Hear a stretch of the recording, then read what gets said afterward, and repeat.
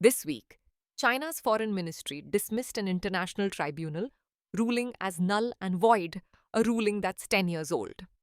Despite being a decade old, Beijing is still irate enough to summon diplomats over it, hinting it takes two to tango. Why does China, the world's second largest economy, care so much about a supposedly worthless document? On July 12, 2026, 14 governments issued a joint statement affirming the ruling's legal validity. Countries included the Philippines, the USA, the UK, Australia, Canada, and more, staunchly defending the tribunal's decision. The European Union also echoed its backing, consolidating global support for the tribunal's position. China immediately rejected these statements, labeling the ruling illegal and accusing the US and partners of military provocations. China lodged formal protests with several nations, including summoning a senior Japanese diplomat to object. This heightened tension shows a paradigm shift, emphasizing how pivotal the South China Sea is geopolitically.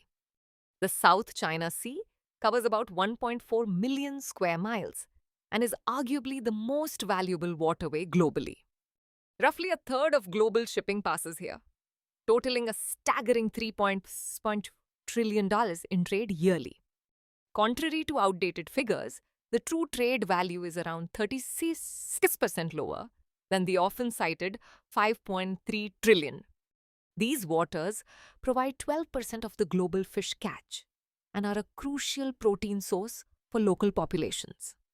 Beneath the sea, there lies a wealth of resources, including 11 billion barrels of oil and 190 trillion cubic feet of natural gas. However, over 80% of China's energy imports traverse this sea, making it a vital route. For China, this sea represents not just trade, but a critical lifeline. China claims the Nine-Line, encircling nearly the entire sea, based on historical voyages and records. This claim overlaps with maritime zones legally belonging to other nations, like the Philippines and Vietnam. Under the UN Convention on the Law of the Sea, every coastal nation gets an exclusive economic zone extended 200 nautical miles.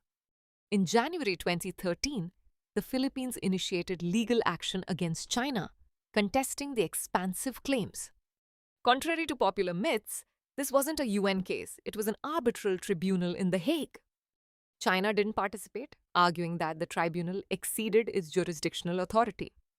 On July 12, 2016, the tribunal ruled against China's historic claims, favoring the Philippines. Yet, despite winning on paper, the reality for the Philippines didn't match the victory.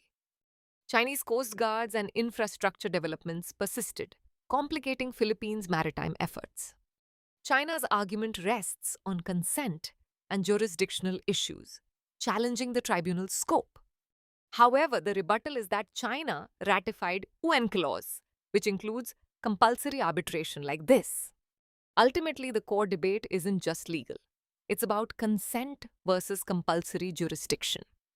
For Manila, tribunal support didn't ease tensions, and fishermen faced consistent challenges at sea. Meanwhile, China constructed artificial islands, reinforcing its maritime presence. Philippines' pressure didn't subside as China bolstered its coast guard and maritime militia. The 14-nation statement opposes using force to prevent lawful maritime operations. Ironically, the ruling arrived right as the Philippines' new president sided with Beijing over its own victory. New Zealand has cautiously supported the ruling before, but faced stronger responses from China this time. China's ambassador highlighted that New Zealand's stance hurt bilateral ties with a warning about tangoing. Amid all this, it's crucial to note who isn't vocal about the ruling: the closest neighbors to China. Countries like Vietnam, Malaysia, and Indonesia remain restrained even as their waters are affected. Interestingly, countries from afar voice the loudest support, potentially due to geopolitical reassurances. The signatory list reflects alliances forming over shared principles in international law. This scenario isn't China's neighbors against China. It's a larger discourse on rule-based systems. The ruling remains unenforced, underlining the lack of a global enforcement mechanism in international law. For Manila, sustaining the ruling's relevance depends on consistent reiteration and international support. China banks on patience. Physical presence appears more potent than legal declarations. Caught in this strategic impasse are local communities reliant on uninterrupted maritime activities. The tribunal's legal answer doesn't resolve the practical reality of maritime jurisdiction conflicts. What defines a rule if a powerful state can disregard it? This unanswered question shapes the future.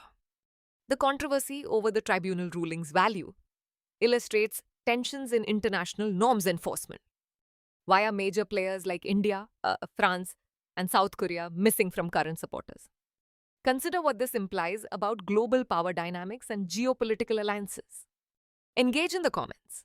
Share your theories and insights on this complicated geopolitical issue. If this detailed analysis of a complex situation resonates, hit like and subscribe for more insights.